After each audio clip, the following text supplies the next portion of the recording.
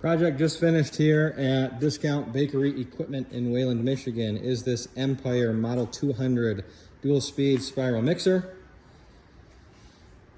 New control panel completely. Main power indicator, main disconnect, slow and high speed timers, start, reset, and e-stop. Everything in the box here has been re-engineered. New contactors for high speed, low speed, distribution block, fuses, overloads, relays, transformers, everything.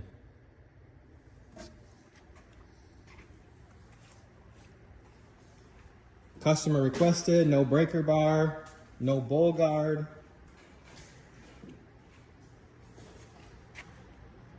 For purposes of the video, these timers are in seconds. We're gonna hit start.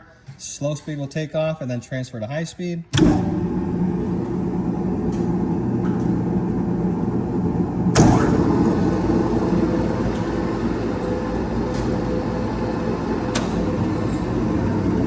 It has a safety feature. Your reset must be hit after every cycle.